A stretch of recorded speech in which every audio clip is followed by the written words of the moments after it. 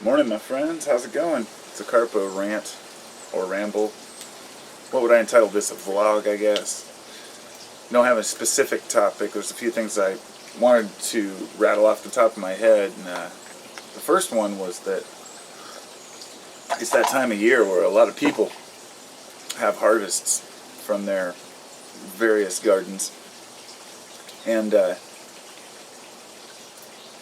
I always end up making a lot of sweets this time of year for Christmas. Of course, everyone does, right? Well, not everyone, but I'm a sucker for good sweets, and I love making cannabis food. So with the extra trimmings and smaller nugs from my harvest, I'm in the process of making my usual butter, which I make every year.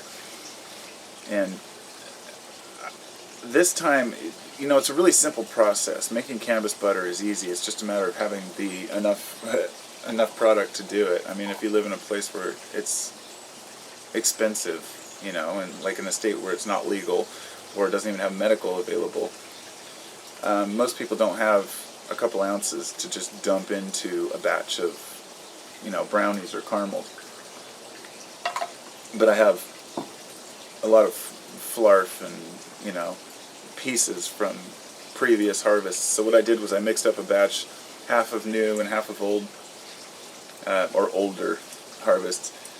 And I used some Blue City Diesel, some Durban Poison, a little bit of Harlequin Tsunami, and some Crystallica.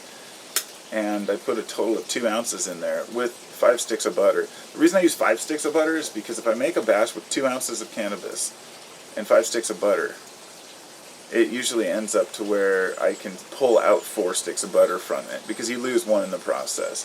But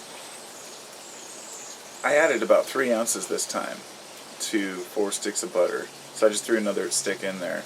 But I put them in a crock pot, and I have a crock pot I use just for it.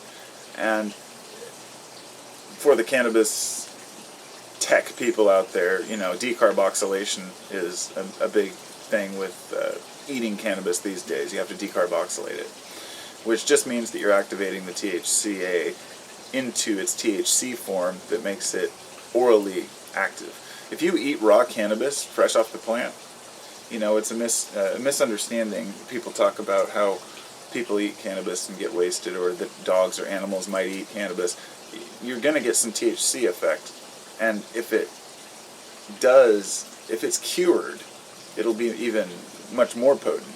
In other words, if cannabis sits around and cures for 6 months or so, it can naturally decarboxylate, and then you can actually just eat it.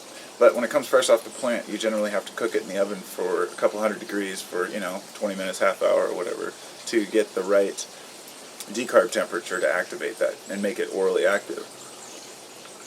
What I found out was that when you put it in the crock pot and cook it for an hour or two in there, on low or high, it decarbs it in the process. But even more so, once I make my caramels, which is what I make with it, they cook for 15 minutes, and that also decarbs it. You don't want to over-decarb it. There's still a lot of new knowledge going into the research of what's the right temperature, how long should you decarboxylate it, what happens when you over-decarboxylate, how different is CBD in the way that it decarboxylates, different temperatures, higher combustion temperatures and whatnot. But what I've experimented with has worked for me. So the butter in there right now, I got too tired last night and didn't want to finish it, so I just let it cool. But now I'm just reheating it to get it into its fluid state. And once it's hot, yet handleable, you pour it through a cheesecloth or similar mesh bag and squeeze it, compress it down to where you're got as much out as you can. And then just put it into pre-portioned baggies or any kind of container to where you know what a stick of butter is, and then you can use it in the caramels. But the thing that I'm doing different about this batch is I added 30 grams of Scaledium tortuosum, which is canna. So it's, I guess I could call them Canna Bliss caramels, because it's actually canna and cannabis. They call it canna with a K, but it's an anxiolytic. It's a mild SSRI, which helps with anxiety and stress. And it's just one of the herbs I've always sold because my vendor carries it, and I tried it once and I liked it. So, but it's not the kind of thing you want to take all the time. It will lose its efficacy over time. So it's only for times when I'm really anxious. So what I'm doing is making this batch of caramels with the canna along with the cannabis. The combination of the two, a lot of people have talked about not getting any effect off of canna or really noticing much, but most people have a pronounced, notable effect they get from it. The people who try it in conjunction with cannabis get a completely different effect. It seems to have a synergy with cannabis, and it's been demonstrated over and over. If I take canna while I'm smoking weed, it definitely increases the effectiveness of it. It definitely causes a more relaxed state than otherwise. And of course that also depends on which strain I'm consuming, because I have high CBD strains like Blue Blood, which is like a 50-50. It's more like a 60-40 ratio of CBD to THC. Then I have another one that's all CBD, and then ones that are all THC. But while I'm on it, what was that? Oh, drop of water. Something my friend told me about, and I still have to research it, but since it came to mind, I should mention. We talk about THC-A, THC-B, DV, all these different versions of THC. There's a particular compound that was found, and if I'm not mistaken, he said it was THCV or something like that. It was found in cannabis. It's an alkaloid, not an oil. And this alkaloid may be lost in the extraction process. I would imagine it probably is. But what they found is this alkaloid helps to give cannabis. I should say, let's see. Cannabis strains that are higher in this compound reduce the craving for munchies that's associated with cannabis consumption. So in a lot of patients that take it for a variety of ailments, the side effect is that they have the munchies. There is a technical reason, scientific reason why. There's a part of the endocannabinoid system in your body, which is in your endogenous cannabinoids, which is your natural THC. It also controls not just temperature fluctuations, but also hunger. And so your appetite can be cross-affected by using it as medicine.